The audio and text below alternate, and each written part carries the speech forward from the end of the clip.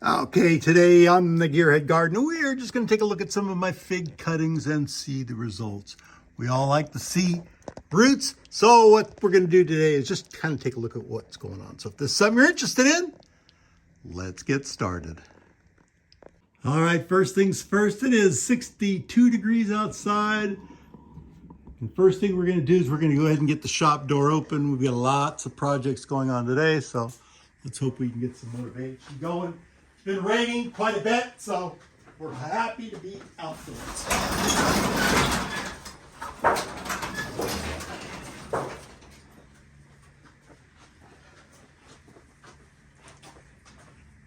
All right, like I said, nice, bright, sunny day.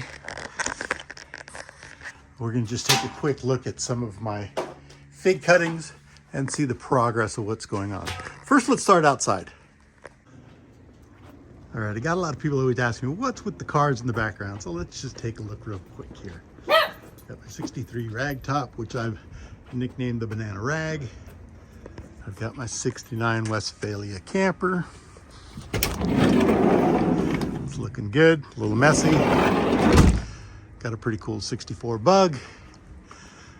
This is called a Puma. It's a sports car made in Brazil by Volkswagen. And of course, my dune buggy. Zipping through the shop here. I got stuff sitting out. We've got cars hidden under tarps. This is my workshop area out here, but out here we've got all my planting and growing plumerias, yuccas, and to the figs. So here they are.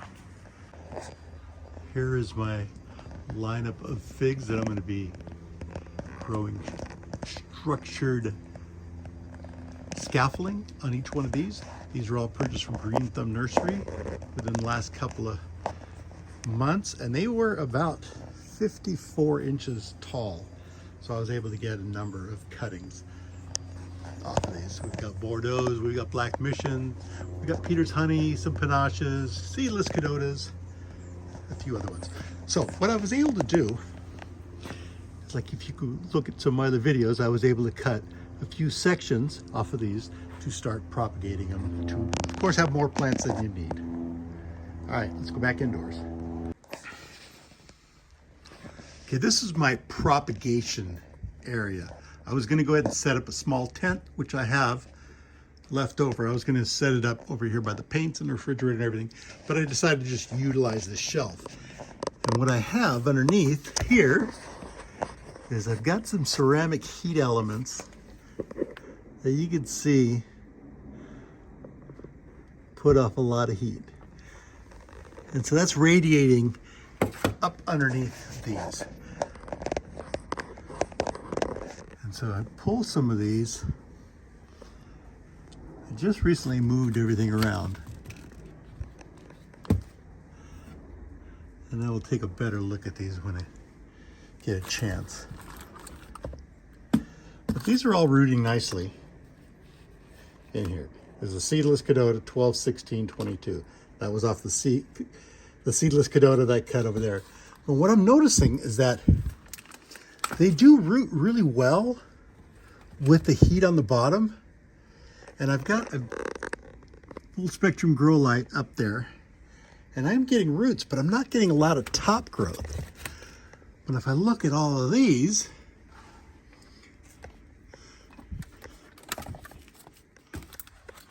I'm getting a ton of bottom growth and a huge amount of top growth. And most of these up here are ones that I have picked from the wild and I'm just kind of growing out. Where some of the other ones here are, I've either bought off the internet or I have taken the tops of some of my other ones.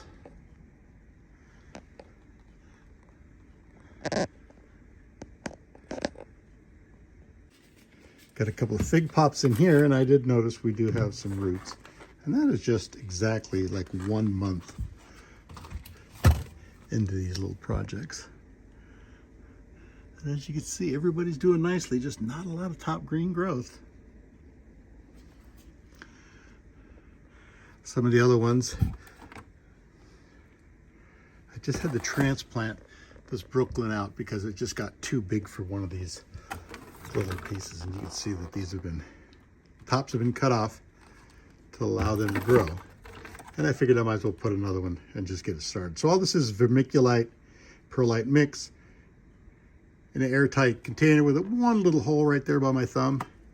And I set them over here in the windowsill. And they grow nicely. Let's take a closer look at what we have. So outdoors, what I'm gonna do is I'm gonna just be having all of the California type of heirloom ones that you can buy everywhere, and the battle will be the squirrels.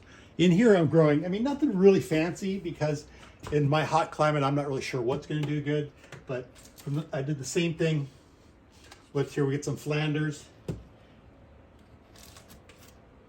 and we got some Peter's honey. These are the ones that I just did last weekend when I found these up in Santa Clarita, and I could already see little buds are popping out of these already.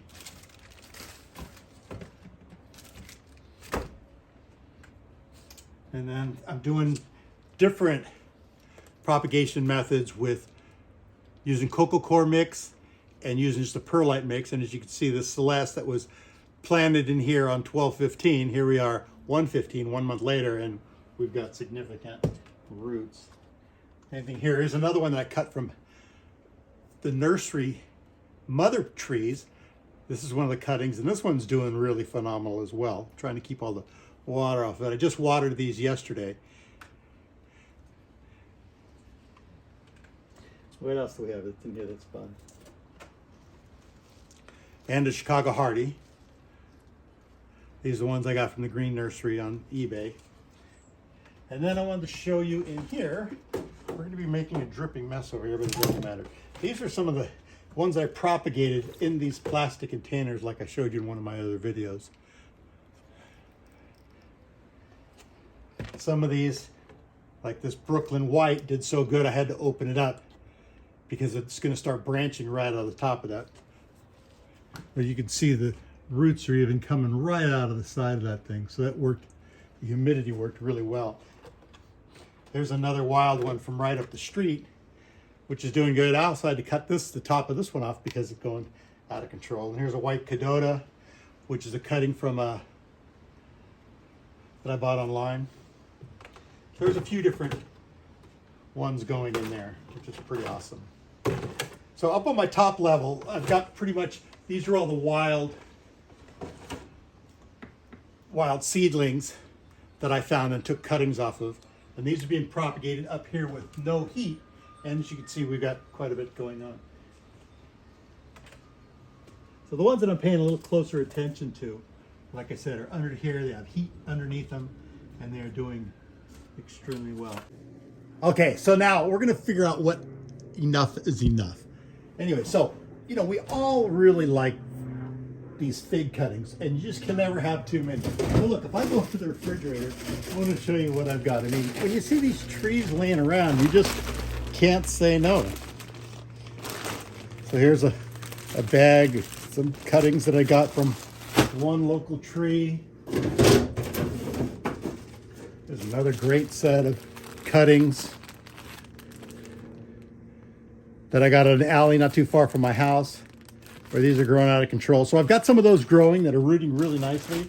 But I mean, what am I gonna do with all these? So hey, anybody wants any, send me a note. If you're watching this far into the video and you want any free cuttings, let me know. I got plenty. And then,